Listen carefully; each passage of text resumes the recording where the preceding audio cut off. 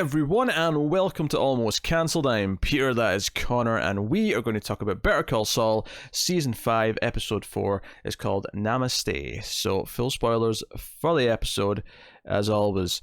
And I was fascinated for the entire episode. I was like, how does this bowling buying scene at the start fit into everything? I was waiting for all episodes. Where's these bowling balls coming back into this? So obviously it's told out of order. The bowling purchase clearly happens after the lunch later on, because I saw some confusion about this online, where people thought that, wait, why did they buy the bowling balls before all that? I'm like, well, no, they didn't. The scene was just put at the start to give us a cool opening. Yeah.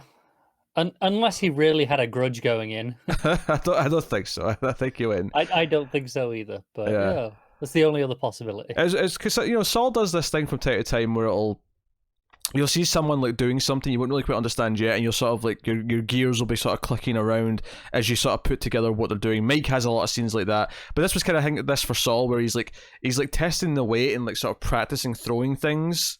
This, and you're like, what's he doing? What's he throwing these at? What's it for? Yeah, because he picks up like an old TV, he picks up like all these things. He's in like it's like a Goodwill store or secondhand store or whatever it is, and yeah, he eventually buys some bowling balls. That was the opening of the episode. He buys 3 bowling balls. So, and I have no idea if $75 for 3 bowling balls is good. I don't know what a bowling ball costs. I don't know. Like in that sort of store where everything looked like it could have just been thrown just in the trash. If that was all in a junkyard, I wouldn't have been too surprised. When she was like, right, they're 30 each, I went, well, this seems steep for in here to shell out $90 on just 3 things. That seems like I'm getting robbed, but what do I know? So yeah, you missed last week's review. Obviously, you watched the episode. Yes. Because it'd been weird. You'd be like, why? What's this guy in the middle of nowhere that Kim's dealing with? What's all this crap? That would have been weird, yeah. But I love so much that Kim had this moment at the end of the last episode. I loved the final scene of the last episode where they're throwing the bottles and she's kind of letting loose with Jimmy, especially since it paid off versus that earlier scene where she has to pick up the bottle in case it falls off the ledge. Do you know what I will say? Because I watched these just literally back to back. I just watched it. So the ending, you've reminded me now, the ending last week with that, and then I went straight into him getting the bowling balls. Yeah. I was like, is he throwing these off the balcony? Are they upgrading? He's like, I want to throw more shit. I love throwing things. Has this become a thing for them? No, I love though that like when they're walking back out in the morning, he's like, that's what we pay rent for. So the caretaker or whatever will deal with that. And Kim has to stay back, and she's on the phone for work as she's brushing up the broken glass. It's such a perfect summary of Kim's character that she can't just let it be. She has to fix it. Clean up Jamie's mess. Yeah. Well, and their own mess. It was, yeah. Yeah. So. She threw the bottle first if I recall, so if anything, this is more on her than it is on him. It is. I'm just kind of, going into the usual critique of what happens. Yeah, but it's her mentality, and I think the last episode did a good job of sort of like further kind of like showing why she is the way she is. It never felt like a forced like addition.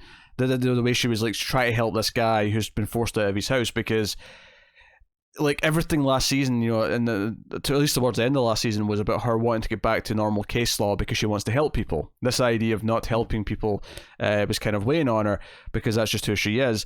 And this episode takes it further, where she's in a meeting with the Mesa Verde people and she's like, oh, hey, I mean, what about this other lot? She tries to talk them into moving locations, seemingly because she just wants to try and help this guy out because it's weighing on her guilt. She can't like accept it, and they kind of they give her these odd looks and they kind of shoot her down and say no. And Kim doesn't like belay it too much. She just like once they made it clear they don't want to move, she sort of says, okay, well that's that sorted then. As soon as they are we in the right here? She goes, legally, yes, and obviously she's the bit she's not saying is morally no. Yeah. But as soon as she's like, well, legally, yeah, there's nothing wrong with what you're doing. They're like, right, well, that's fine, carry on. Yeah. So that is good, and obviously she then goes to court because when they were leaving for work, Jimmy mentioned, I've got this in the morning, I've got this in the afternoon. because it was, we see in the morning he goes to those two idiots from like episode 2 who were picked up. 50% off dudes. 50% off dudes who are shocked to learn that even at 50% off, it's still $4,000 for the pair of them.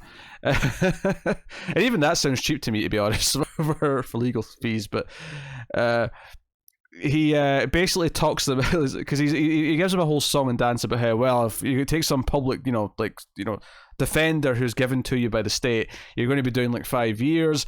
And then he's like, well, I'm not accepting your stolen money for payment, by the way. Do you have any relatives?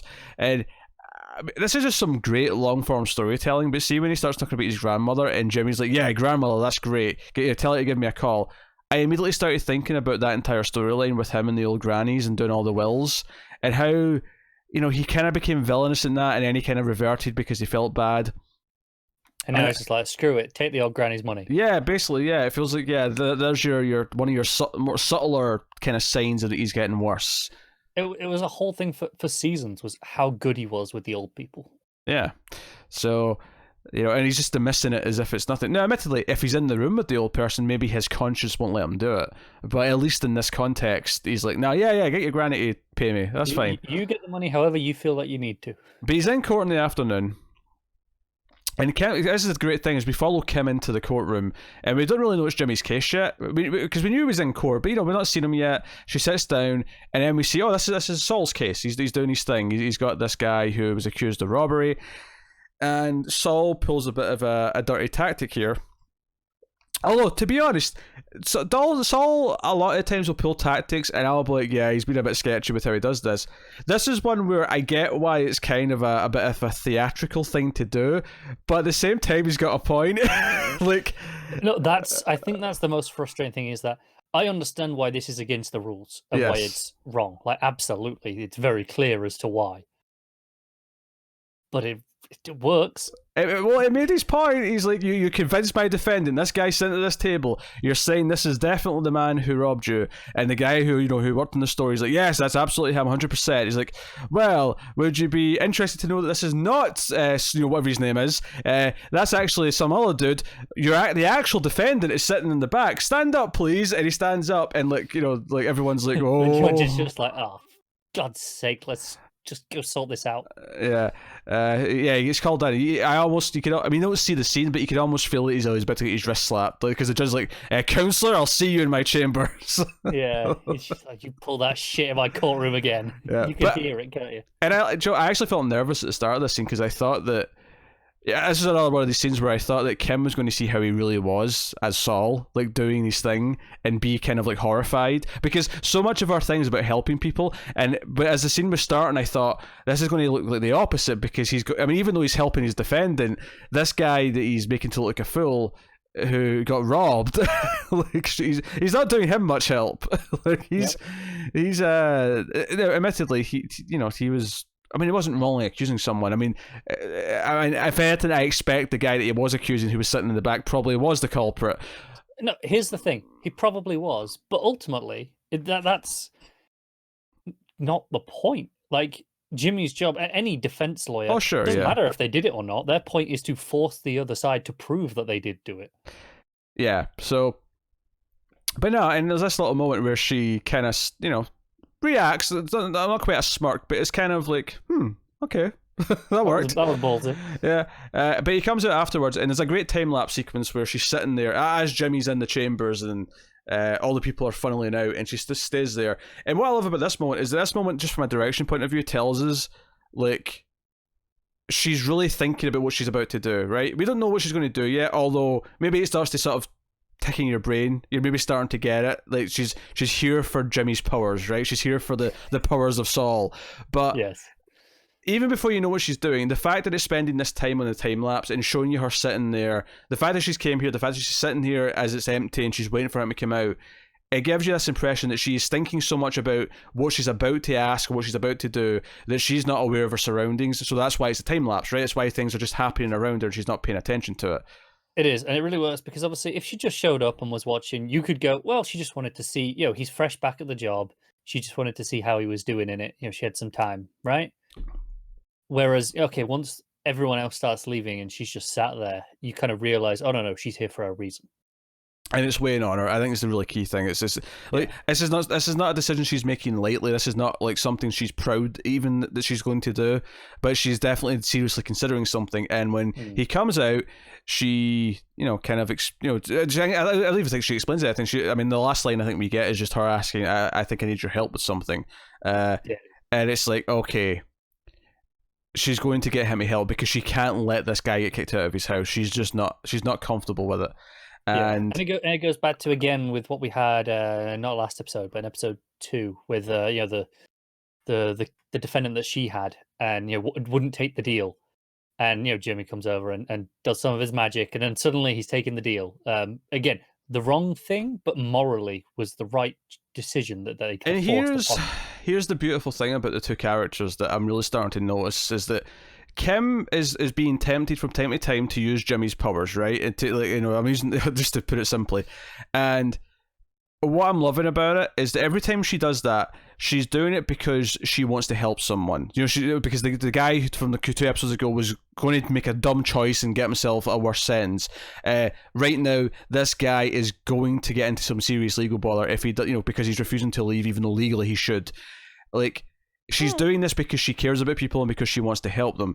Whereas when you look at Saul, when he's on his own doing stuff, he's kind of just doing it for his own personal gain. Like to make money. Yeah, most of the time that's why he's doing it. Now, but it's not that we've not seen him do it to help people in the past, because we have, but he does it almost like he never doesn't do it. It's like he's always doing the sketchy Saul version of things to help himself, because that's how he operates. I think anytime he's around Kim, it is for a more noble reason, should we say? Because again, like that one with the client before, he just kind of strolled in. He wasn't going out of his way to do anything. He came in and saw her there, and she was just like, oh, catch me up. It's like, right, this is what we're going to do. We're going to fix it.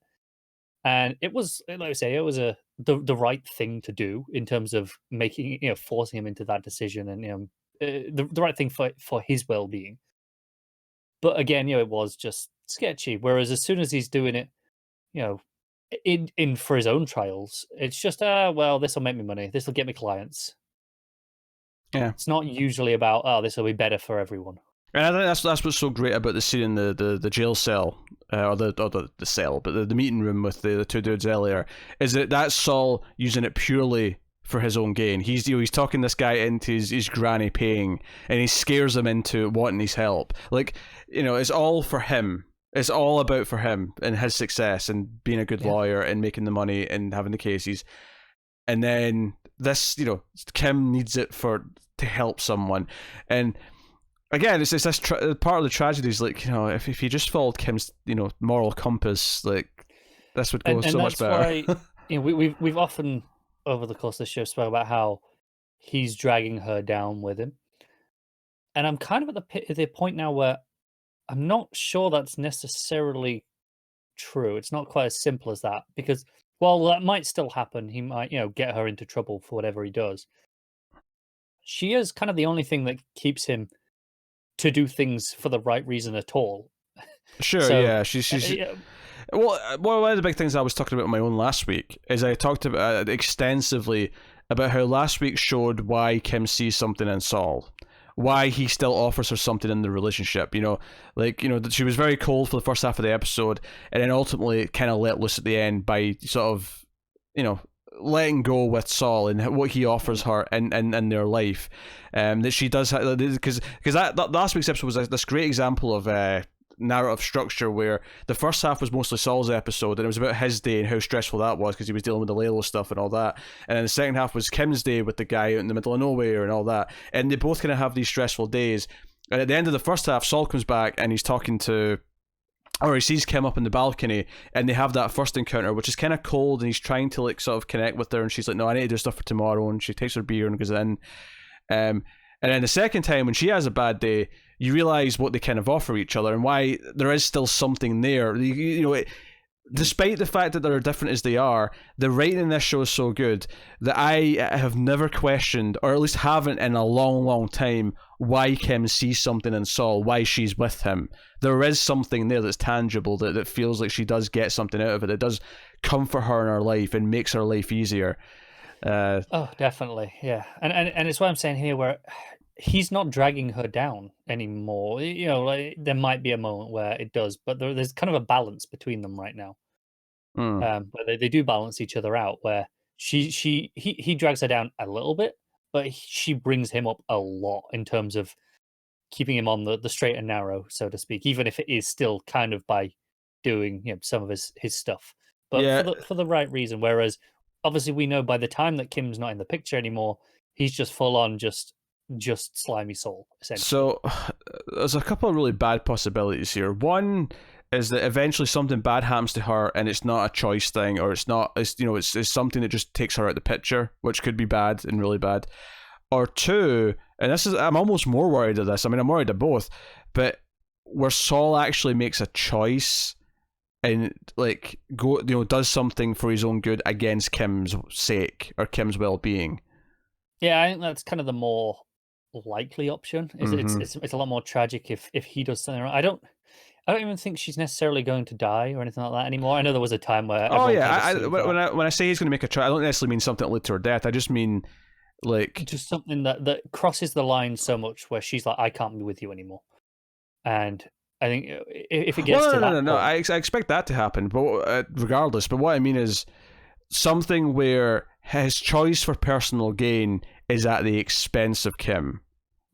At some point, where it's not just a case of he's picking whether or not he gets to survive, in his lock capacity or whatever. If it, but it means giving up Kim. That's a clear-cut thing they could do. But I mean something more specific where when he chooses to do something for himself, it will be at the expense of either Kim's career or her well-being or her happiness, whatever it may be. But he'll make a choice, because up until now he at least tries his best to always associate Kim. There's moments where he slips, like we saw. It was the end of the first episode with the discount. But she was like, "Don't do that. Don't debase yourself like that. Don't offer that to these people and encourage them to commit crimes." And then he's like, "Okay, I will. I see your point." And then by the end of the episode, he's like, "Well, all right, 50% off."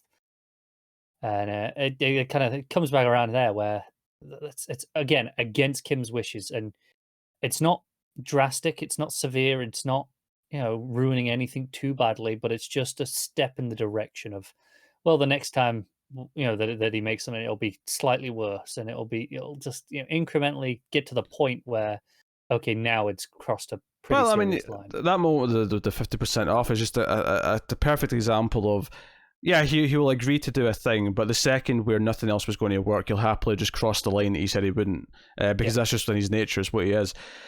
So obviously it actually cuts to Gus's plot and all that stuff for just a middle chunk of the episode. It cuts away to this other plot and then comes back to Jimmy and Kim. But obviously we'll stay in the same plot line. He has his lunch with Hamlin. I think that's actually is that before this scene? Maybe before this scene, actually. I think it's before. Yeah. So he has that. So we'll go back to that because that's kind of on its own. So he drives out to this guy, and he goes up to the door. He first of all, he jimmies because it's like a gate with a latch. He sort of jimmies his way in there. No pun intended. It's the same way Kim did as well. Yeah. No, here's what I noticed though. Kim did it with a giant 2x4 that was sitting by, and she's clearly never really done this before. Jimmy did it with a couple of attempts. Yeah, Jimmy's clearly done this before. Like he's jimmied a few gates of these times. Yeah. He's to experienced.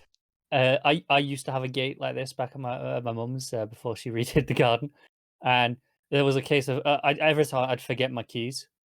So I'd have to do this to my own garden to go around the back and get in.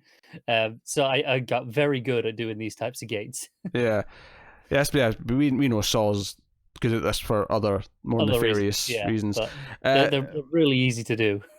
Yeah, I mean, they're not security gates. I mean, they're not hard to get into if you're trying to. But he comes up and he sort of puts his foot in the door. And this is again, I love the simple storytelling here of showing how different he is to Kim. Where as soon as this guy opens the door, Jimmy puts his foot in to make sure he can't close the door. Even before that, where as soon as obviously she Jimmy's opened the gate and goes and knocks on the door. But as soon as she's knocking on the door, she's apologized. She's like, I know I trespassed. I know I'm in here.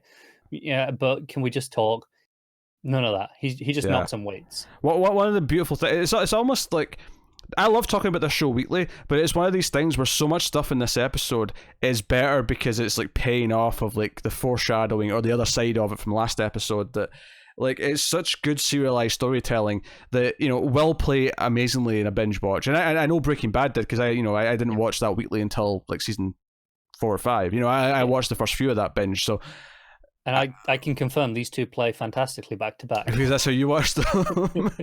Yeah. So, like, and he hands him a photograph, says, like, hey, look, you know, don't let them do this to you. You take me on as your lawyer, blah, blah. And we don't get to see what the photo is, but the guy just says, it's a man effing a horse.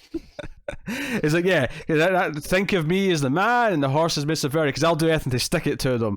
And Joe is funny because he walks out and he calls Kim and says, yep, he's got me as his lawyer. And first of all, how can this not come back and bite Kim in the ass? Because, like, this is the person she lives with. Surely Miss Verity are going to, like, eventually realize that.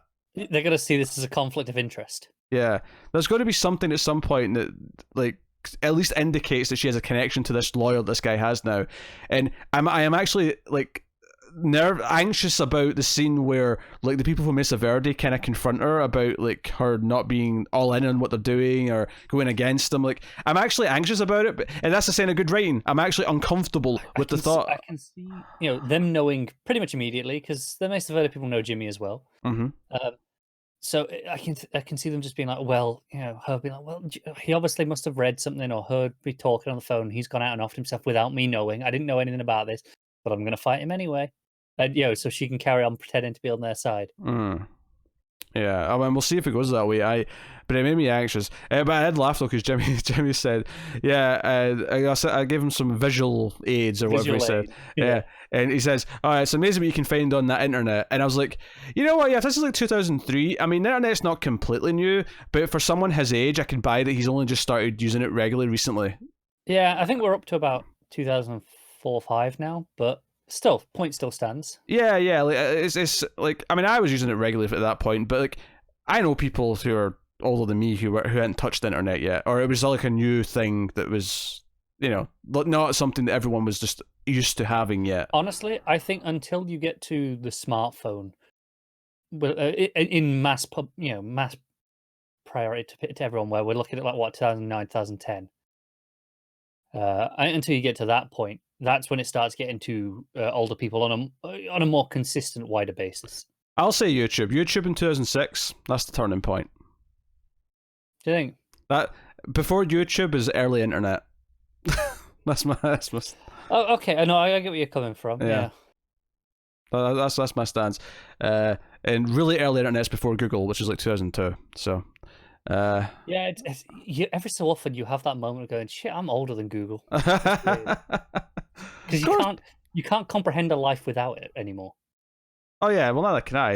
You know, I was 13 when Google came into existence. Yeah, but that was right around the time where I started having internet. So I mean, like, I don't know an internet without Google really. Oh, see, I had internet well before that. But anyway, I chuckled at that line. It felt natural for the time. So, and I'm like, yeah, of course he found a guy screwing a horse on the internet. Of course that was something Jimmy searched for. I believe it was just as easy then as it is now. Oh, probably. I have no doubt. Connor's clearly tested this theory. I'm just saying, you can find anything on the internet in about 20 seconds if you really want to. Let's be honest. I'll take your word for it. I ain't searched for no horse shenanigans. All right, I'm just saying, if you wanted to, pretty sure it'd be easy.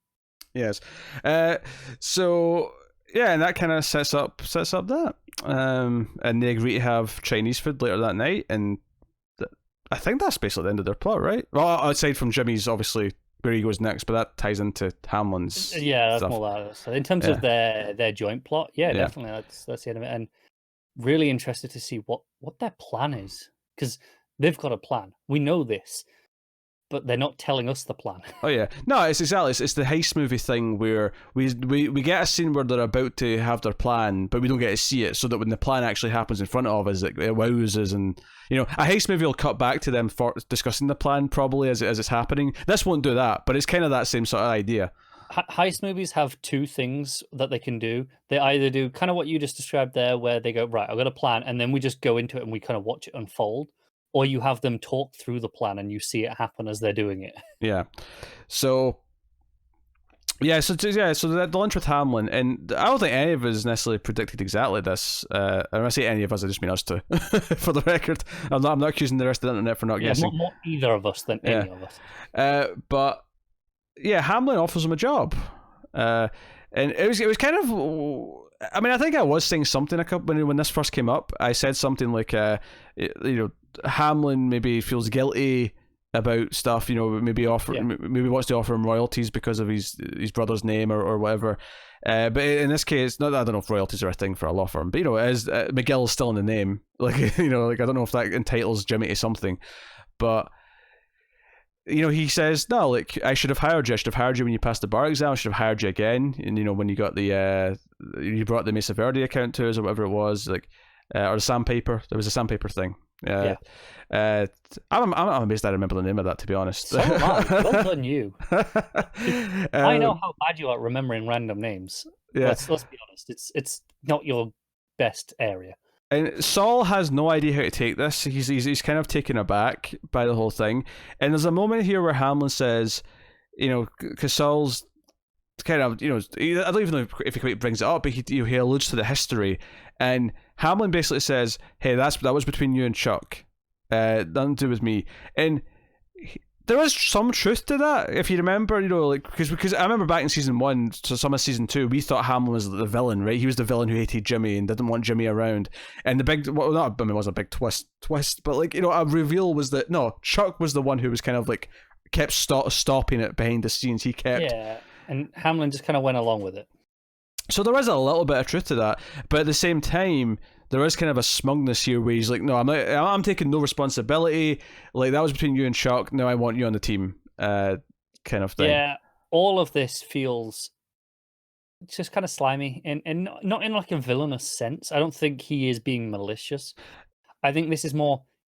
Partially, he has a little bit of guilt and he's trying to absolve himself of it. I do think there's real guilt here. I think it's again, like you say, it's not slimy in a malicious way. I think it's slimy in a guilt, a conscience way. He kind of knows, all right, I probably should have stood up to Chuck more. I probably should have done the right thing before.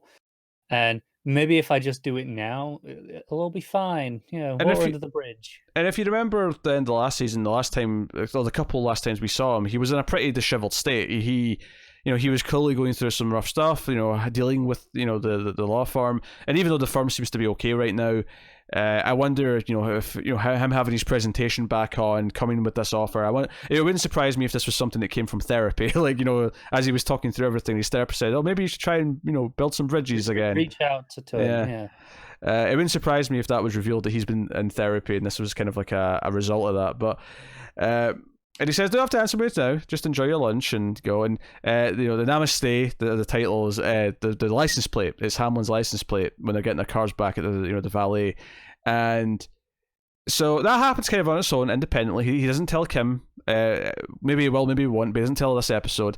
And so it's after he goes to the guy in the middle of nowhere. He's like, okay, I'll get some Chinese food when I get back into town, because obviously he's driven out to wherever in the state for this. Yeah.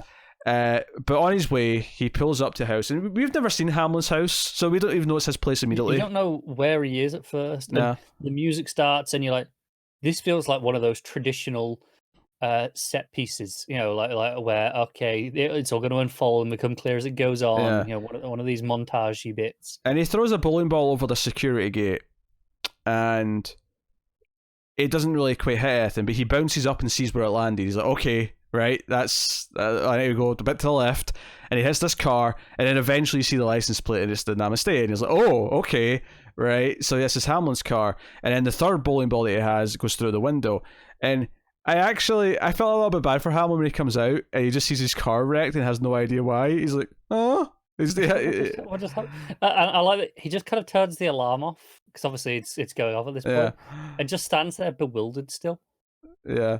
What do you even do to make that? What would cause someone to just come and trash your car when, as far as he was concerned, if he probably isn't thinking Jimmy's done this out of revenge, because he's like, I just offered him a job. I've been nice today. Yeah, I'd be curious to see if he even suspects Jimmy. Yeah, if it were me in that position, I wouldn't, because why would you? And what was just, I guess the main thing we have to talk about here is why Jimmy's done this, and the flaw in his character that he's this petty, that he had to do this, he had to act out. Like the idea of Hamlin offering him an olive branch is so insulting to him. This idea that like Hamlin thinks he needs to offer some kind of help to him is that upsetting to him that he has to act out and like a child here, essentially. Yeah, I think there's a few things. He doesn't want the charity because that was a whole. This, again, goes back to why he's changed his name. He doesn't want to be just McGill anymore. He wants to be his own man, and this really feels like Hamlin's undermining that. It's like, just go back to being Jimmy McGill. Come work for us. You can be the McGill in the name of the company. It's kind of what it feels like there, and also I think just the fact that I think he doesn't like that Hamlin is not accepting any of the responsibility of what he did, because while Saul forgave him to a point, right? It was like, okay, I accept that you kind of went along with this, and you weren't the one behind it all, and I don't hate you as much as I did because I know this was Chuck that kind of put you up to this. Yeah, and he kind of said as much as the lunch. He said, that's fine. It's all in the past, But I think inside he's like, but you still went along with it. You still did those things to me, and I don't want to. I can't just let all that go, no matter what he says. I think it's more the former, though. I do really feel like it's more about the idea that Hamlin's trying to help him is so offensive to him that he's acting out in this way. I think it's a really, again, well done character beat, and it's showing just how flawed Jimmy is as a character. That Saul has to do this. That Saul can't let this go. And that maybe his obsession with not being tied to his brother might also be maybe one of the things that leads to his demise, leads to his downfall.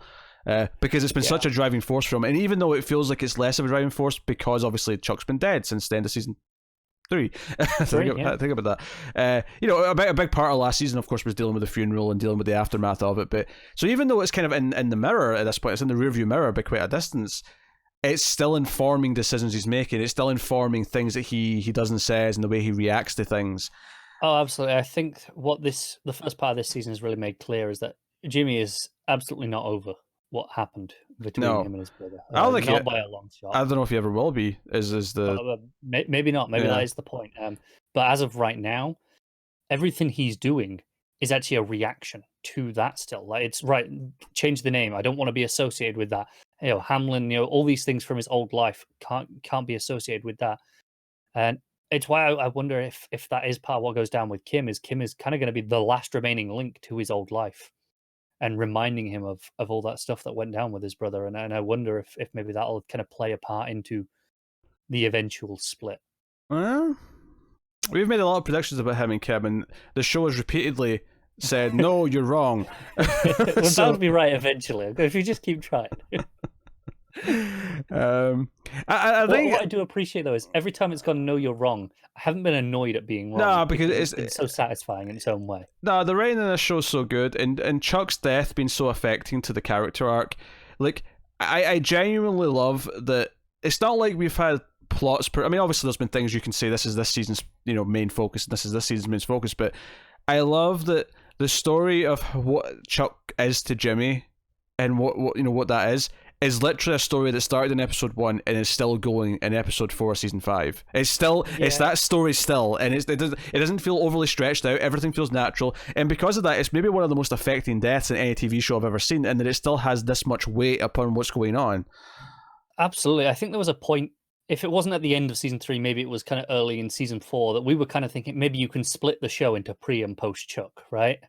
But now it's very clear you can't. It is all about Chuck. I mean, you can in the sense that you can use that as a sort of signpost to say, Yeah, but not in the thematic narrative sense that we maybe initially assumed that we could. So, it's masterful, honestly. Like, there's a reason why we praise Saul to, the heavens that we do, because the writing is so strong. It makes other shows, not every other show we watch, but it makes a lot of the shows we watch, even the ones someone that we really like, feel like amateur, shallow in comparison. Yeah, because everything is about the characters, everything's about the journeys they're going on, and we're at a point now where anytime Kim and Saul play off of each other, there's so much to discuss about how it means to the relationship and what it means for both individual character and like all these things. So Wonderful stuff.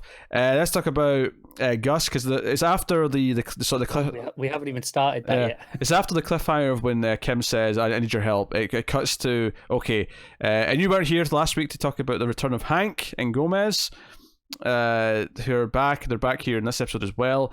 They're watching the dead drops, the money drops that they were told from Crazy 8.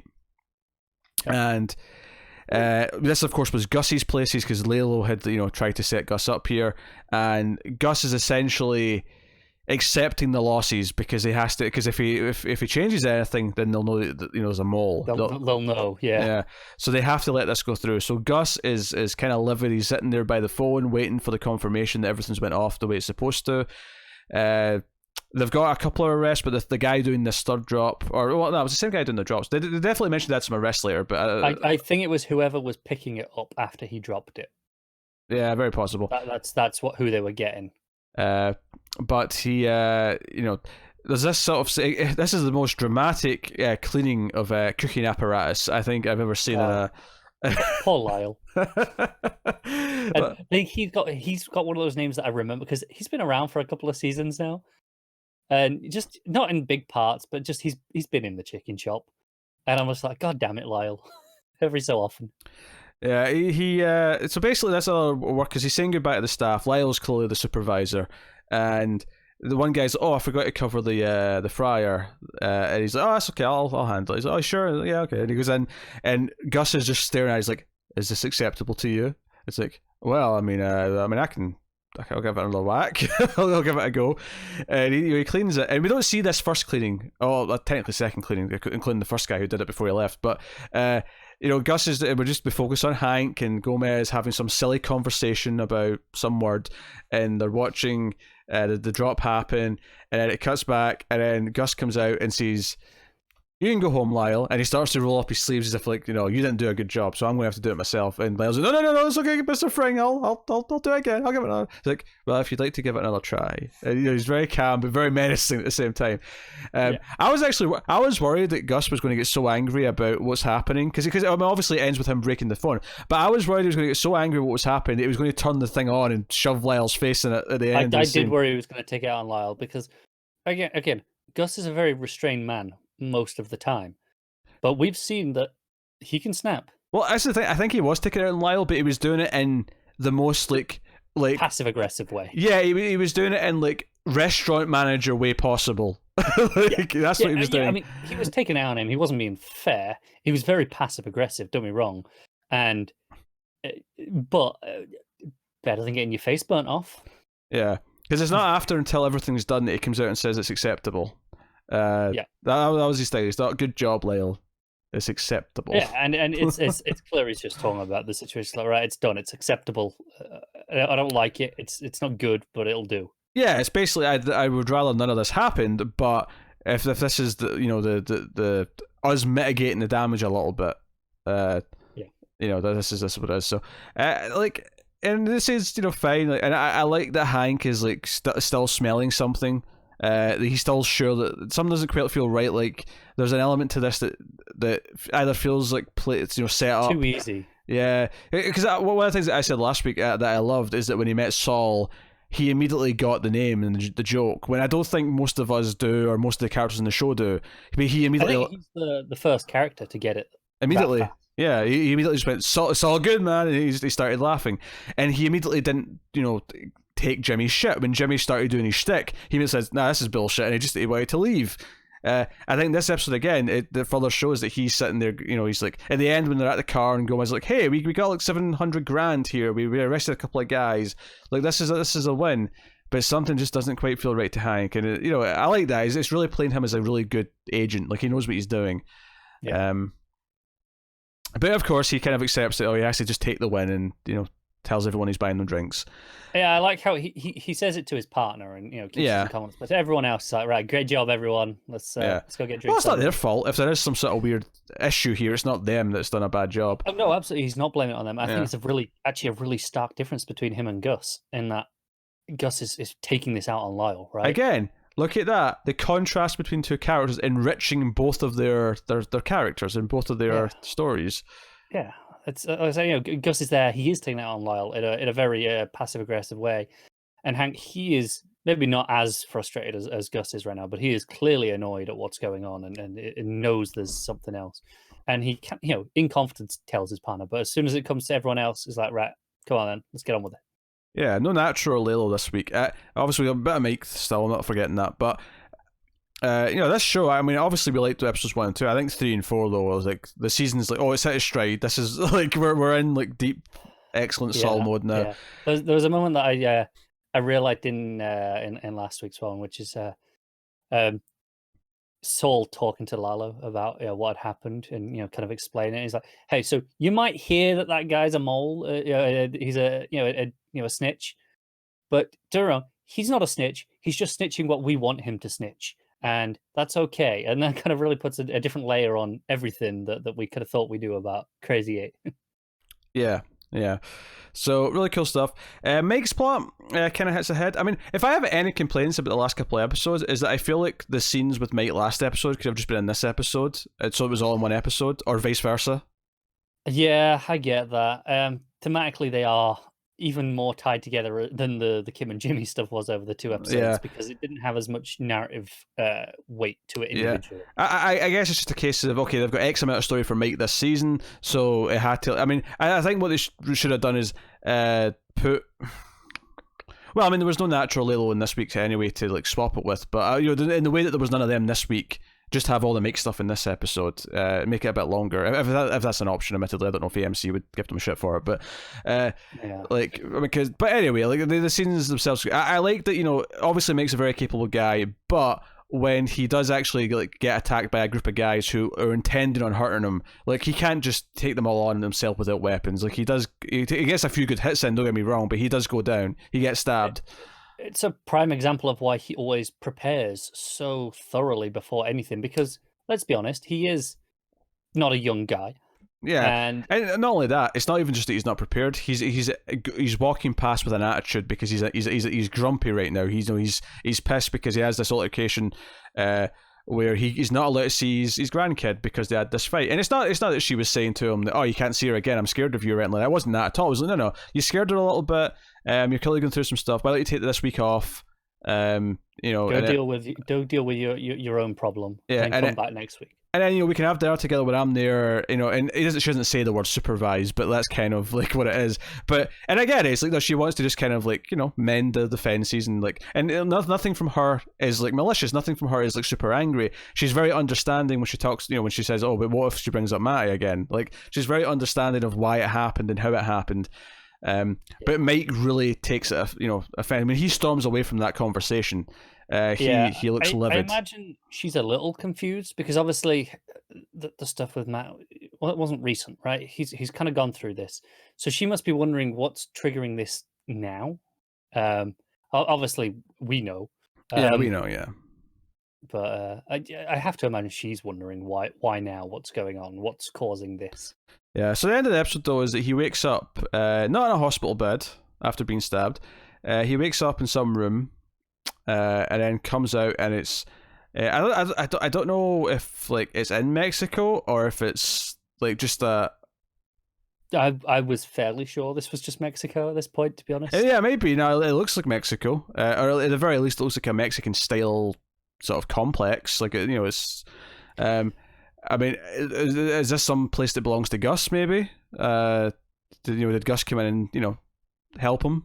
I mean, it's possible, but everything about this just said he's in Mexico and he's probably in with the cartel village. Yeah.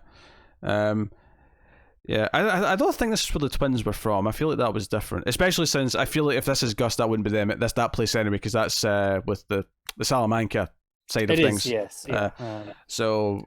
But I don't know for sure this is Gus. Maybe this is the Salamancas trying to flip him, going, hey, we saved your life. Come and, forget Gus. Well, he was still working for Gus in Breaking Bad, so if that is them, then...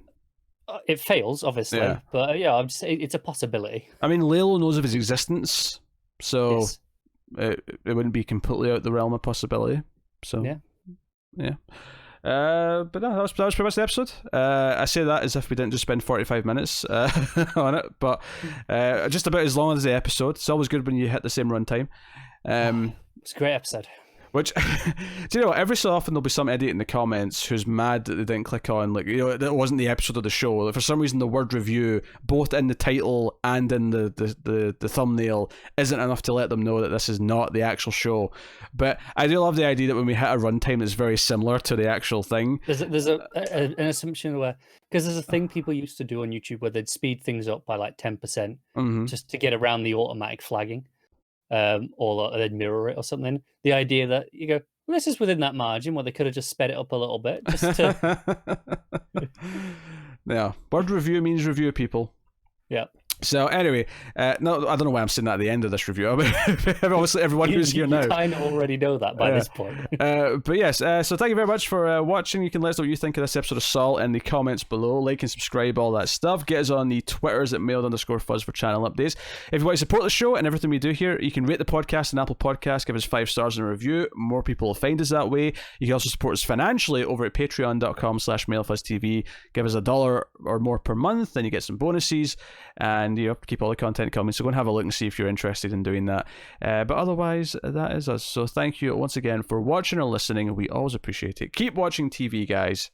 Have you got any vanilla?